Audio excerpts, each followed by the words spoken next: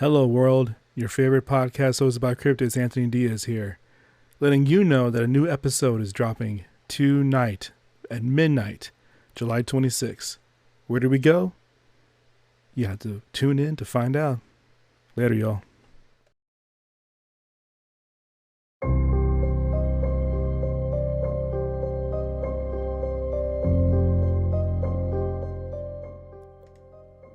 "50 States of Terror may include content unsuitable for young audiences. Listener discretion is advised. Content warnings will be included in the show notes."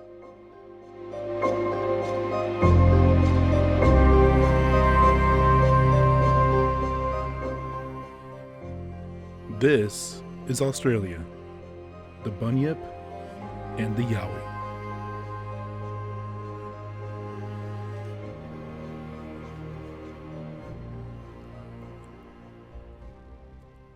Hello, world, and welcome to another episode of 50 States of Terror. I am your host, your favorite podcast hosted by cryptids, Anthony Diaz here. And yeah, we're doing something different. We're going international. Now, how did I come up with this one over here to go to Australia? So I was looking at some things on the website in Buzzsprouts, and I noticed that there have been a number of different spikes in episode downloads in Australia. So I thought to myself, you know what? Okay, so let's do something special. Let's stir up the pot. Let's do something out of the ordinary, and let's leave the United States and let's go to Australia. And that's what I did. I think this will be a fun episode to do. The research was fantastic. It was phenomenal to do, and I hope all of my friends in Australia appreciate this episode and enjoy it. Because here's the thing. Okay, it's a little personal thing that I have with Australia. I was stationed in California in 29 Palms, and while I was there I was so this base 29 Palms is maybe one of two that I think still have bars on base, whether it's a all ranks bar or whether it's a NCO bar, corporal bar, staff NCO bar, officers club. We were like one of two, I think, that still had a bar on base. Anyway, so I'm there. I'm stationed in 29 Palms, and I frequent this place often. And if you hear clicks, I'm sorry. I'm maneuvering things as I tell the story. And so I go to the base bar, and sometimes they have these foreign military come over to train on base because at 29 Palms it simulates the same weather as it is in Iraq and Afghanistan. So they would have people from different foreign countries come over and train over at 29 Palms. I think it's called Camp Wilson. So they would come over, do their thing, and what have you. Well, for a good 2 months, the Aussies came by, and they were tankers, and they would come over and train on the M1 Abrams. Now, I was there. I was low ranking, enlisted, going to the bar, having a good time, and then I meet these Aussies, and it was probably the most fun I've had on base ever. They're hilarious. And I met a couple of them, and man, to this day, I wish I could find this little piece of paper that he wrote his name, his phone number, his address. He lives in Perth. That's all I remember about this guy. Oh, and also he was like maybe in his maybe late 20s, early 30s, and he was I believe it was like our equivalent of a sergeant. I think I can't remember the rank, but he lived in Perth, and he said, and whenever he had an opportunity to come to Australia to look him up, and he was going to take me out to see the sights in Australia. It was going to be an awesome time.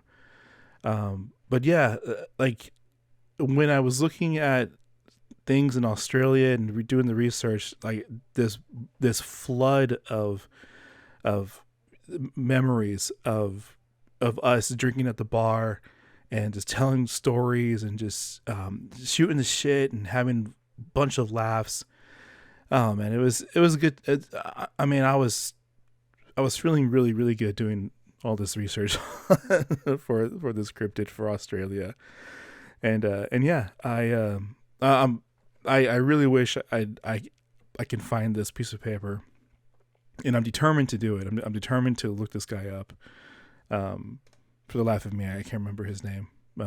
But if you're out there in Australia and you were in the military and you happen to be training at 29 Palms, California on the Marine Corps base, and you remember this Mexican Hispanic guy who really liked to drink whatever that was put in front of him. Corporal Diaz, that was me. If you're out there in Australia, I hope everything is good for you, man, and I hope your family is doing well. But anyway, let's get into this. Let's get into Australia. And again, if you hear clicks and things like that, I am moving stuff around as I do this. I haven't quite perfected a system to where I can have my notes and have everything open and not do too many clicks, but it is what it is, unless of course someone wants to sponsor the show and help me get another monitor where I can have three monitors up while I do this, like you see in those professional studios. They have like multiple monitors everywhere. And yeah, tonight I'm not drinking any coffee. I'm drinking water because it's like 9:14 p.m. and I have to go to work in the morning. So here we go. Australia.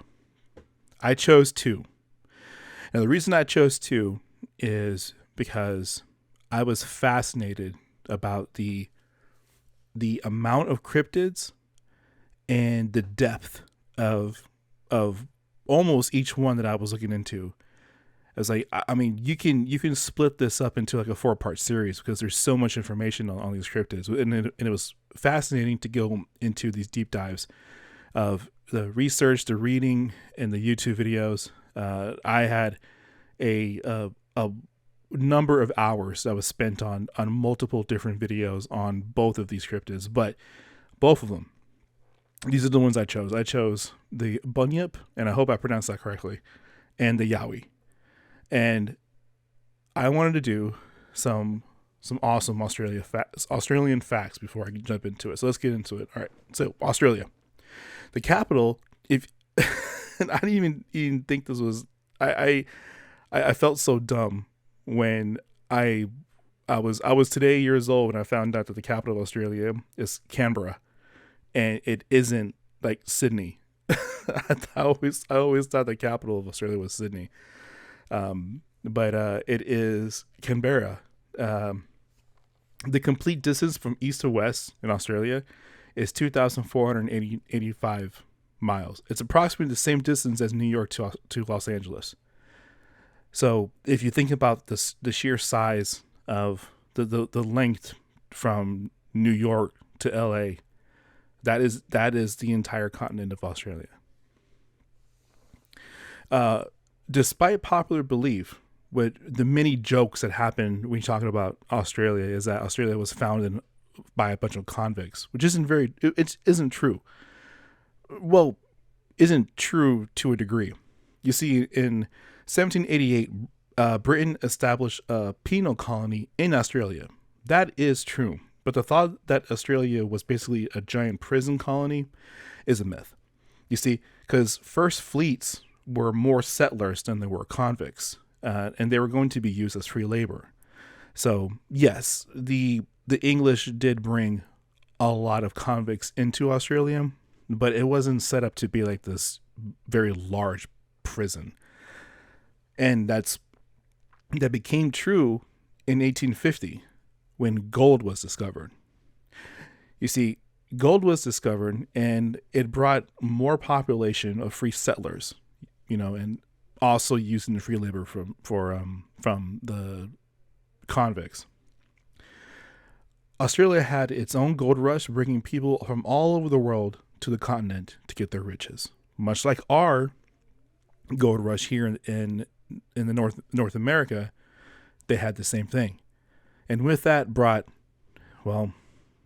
crime, it brought senseless removal of indigenous peoples. It's basically a mirror image of what happened to Northern America.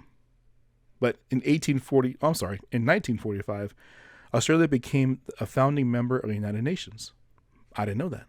That is pretty cool. And Australia is an interesting melting pot. See, there is a statistic that says that over 30% of the population in Australia were born overseas. That means the majority of the population in Australia aren't really native Australians. They came from different countries. I would probably imagine a lot of Europeans, like British, German, French, a lot of maybe Samoan, New Zealand, coming in and all trying to make their way and make their livelihood in Australia. I, for one, have never been to Australia. I have this weird like Manchurian Candidate type thing when someone talks about Australia, and I'm like, okay, there are a number of things that can kill me in Australia that have 4 legs or 8 legs or slither or swim, and I'm just like, oh man, if I could just put me in a nice populated place where there's not a whole lot of danger, I'll be all right. And this is coming from somebody who loves wildlife. It's like, I just want to stay away from things that can kill me, Here's some more interesting facts about Australia. Australia has a strong woman workforce and was one of the first countries to have women the right to vote. That's Australia. There's a strong, positive, progressive stance on marriage, equality, and gay rights in Australia. And in 2019, Australia was the 3rd most popular destination for international students. That means that education is pretty damn good over there. Better than over here. Now let's talk about the indigenous peoples in Australia. The Aboriginal peoples lived and managed the land for more than 60,000 years. But the treatment of the indigenous peoples parallel to our own country. The dark history rabbit hole is not an easy watch. So here's a disclaimer on those type of videos. If you see the history of the Aboriginal people and what happened to them from the years, let's see, 1750 all the way to maybe 2004. Disclaimer: it's going to be one of those things to where it's going to be hard to listen and hard to watch because it mirrors a lot from our own country. So let's talk about what we came here to talk about: the Bunyip. The Bunyip comes from Aboriginal folklore. Now, the Bunyip is the most widely accepted creature as a staple of Australian cryptids, meaning that the Australian Bunyip is like our Sasquatch or Mothman. You see, when someone talks about a monster cryptid or what have you, for us, we immediately we immediately see in our mind's eye, well, Sasquatch, Mothman, the Jersey Devil, Chupacabra. In Australia, it's the Bunyip. See, lurking in the swamps and low waters, the creature was once believed to coexist alongside the Aboriginal people and goes by a number of different names. The Tunutbum, the Malakwonk, to name a few. And I really hope I pronounce those correctly. What makes this creature very special is the different types of accounts and the different types of physical attributes the beast takes. So, some describe it as a four-legged creature that resembles a seal, and others describe it as a combination of different animals merging as one, like a chimera. My personal favorite is the shaggy, long, dark hair description, as it looks the most creepy.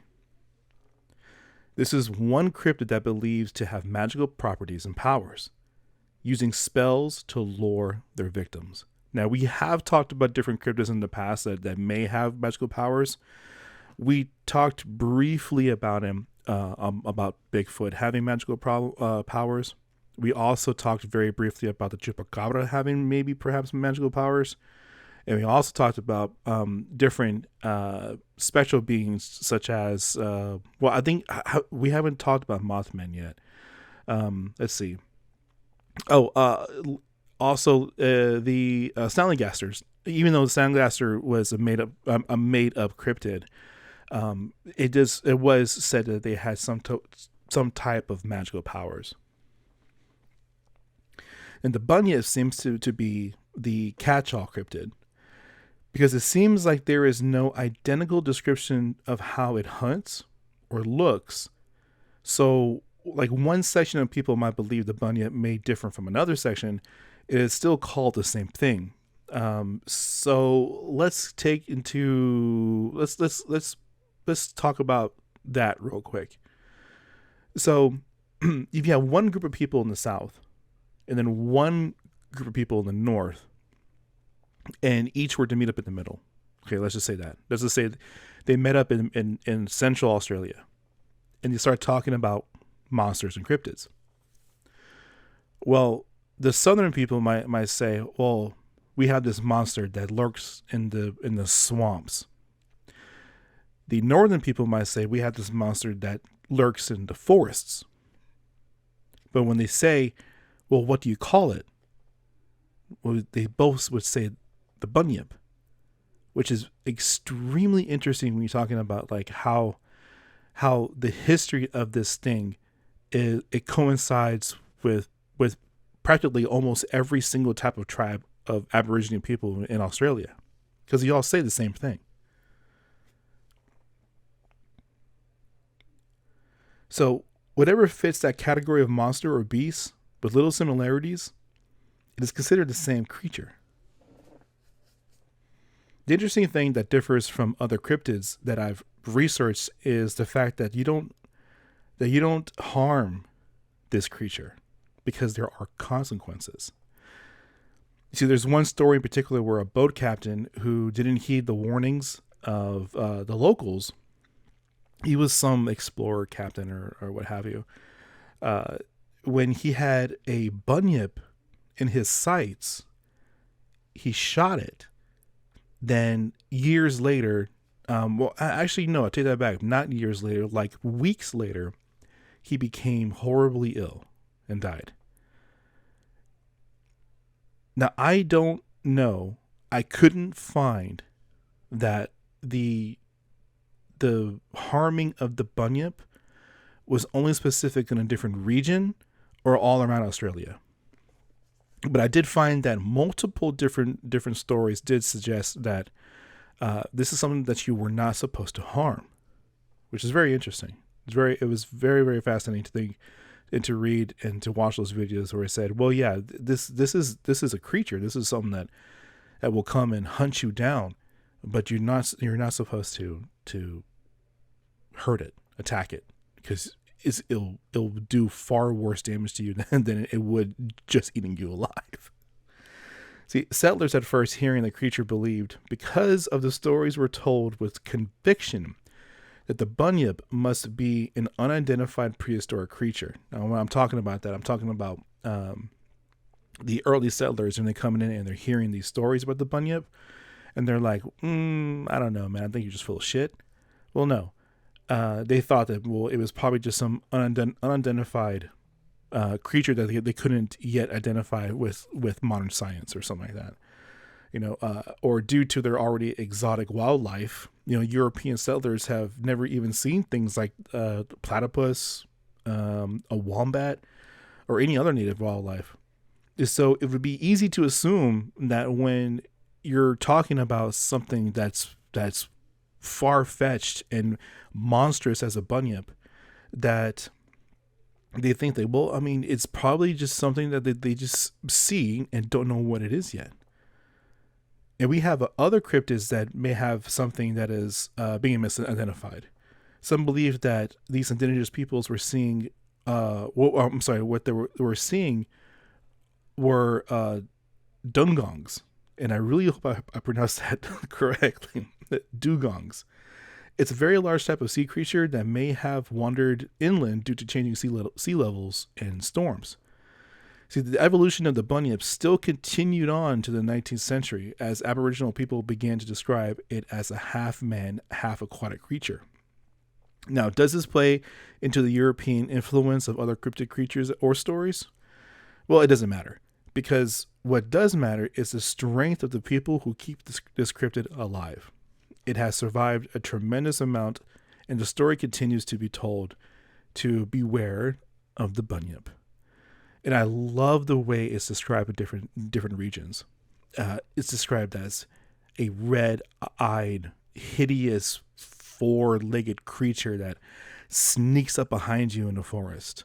Or again, my personal favorite, it is this long, dark, gray hair creature that looks slimy and oily, and it stalks you at night. The other one is this monstrosity of aquatic creature that lures you in with magical powers and then devours you as you get into the shoreline.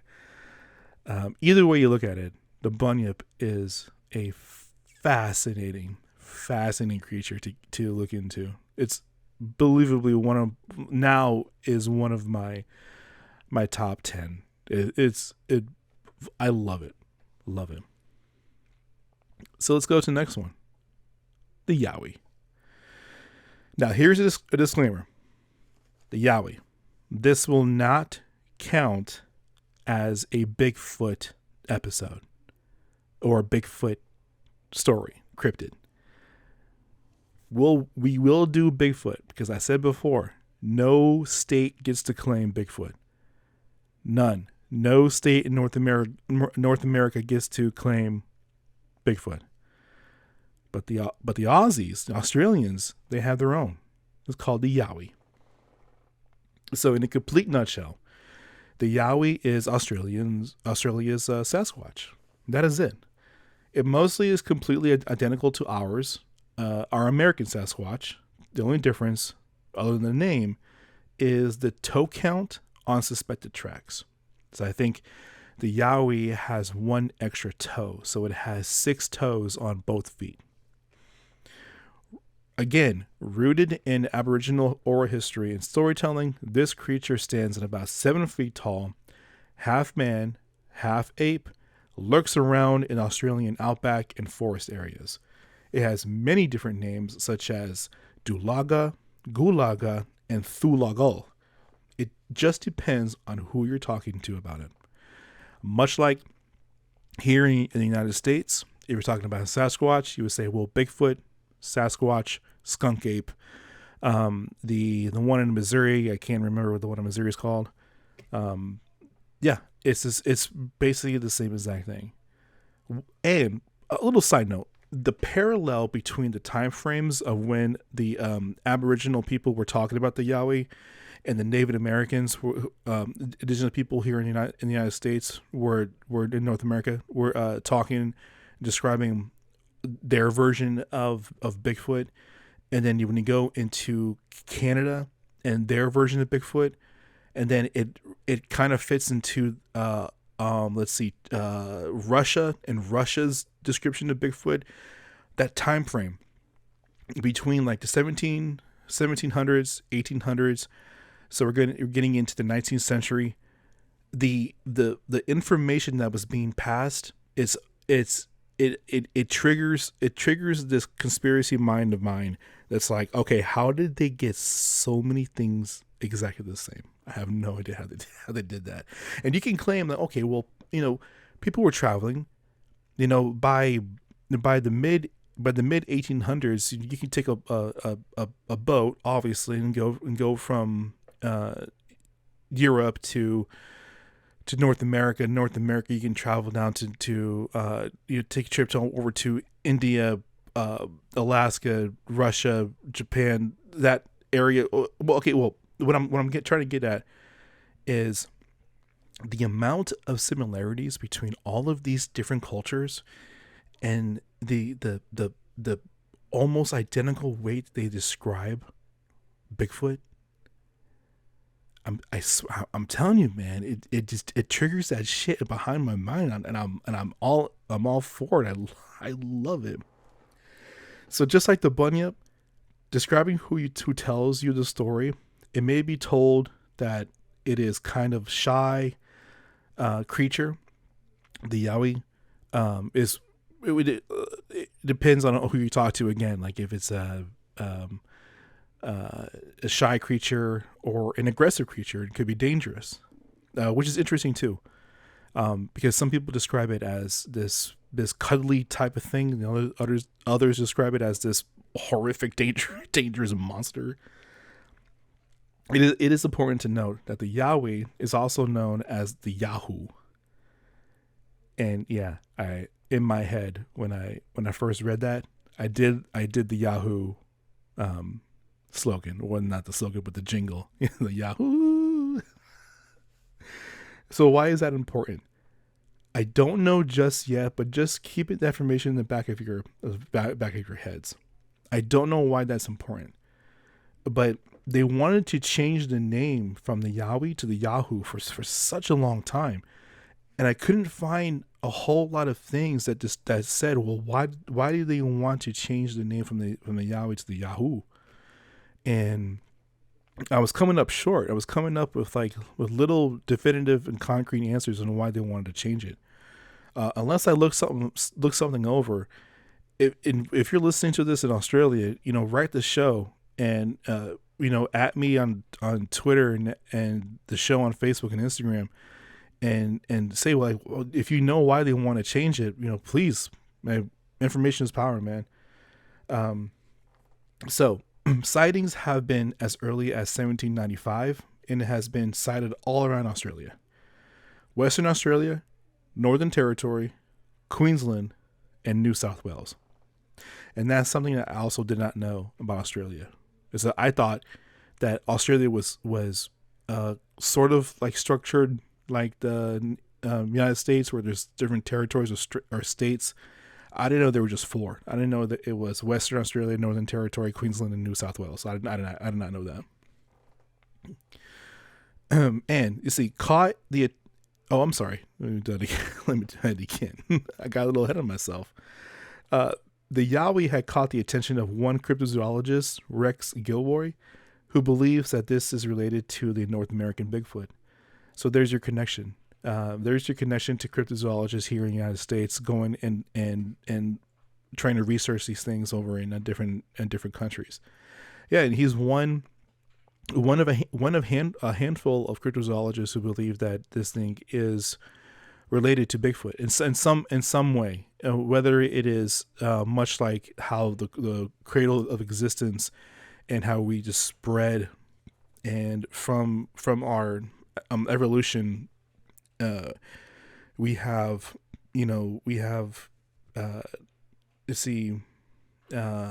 like different species of birds and different species of aquatic creatures. Same thing applies to Bigfoot. We have one creature that evolved into all these different animals, and that's what they believe, and I'm all here for it. I love it.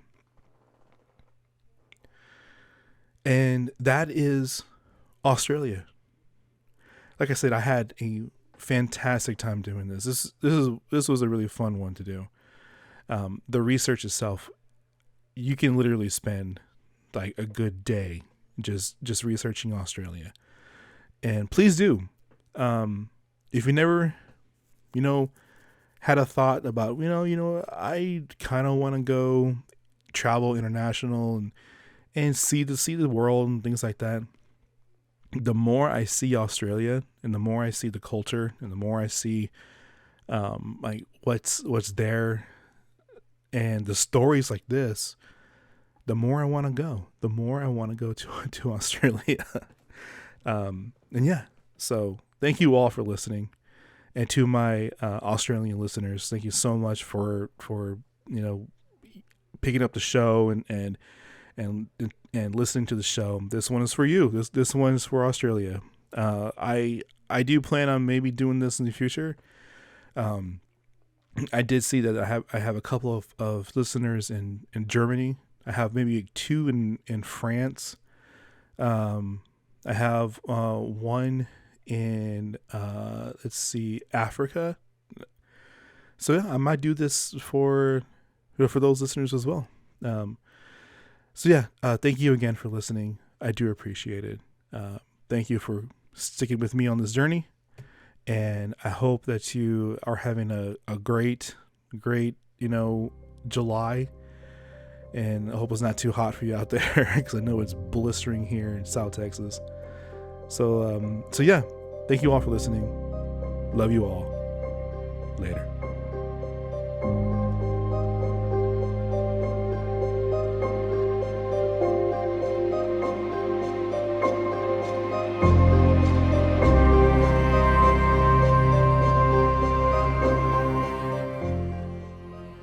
This has been an episode of 50 States of Terror, brought to you by your host, Anthony Diaz.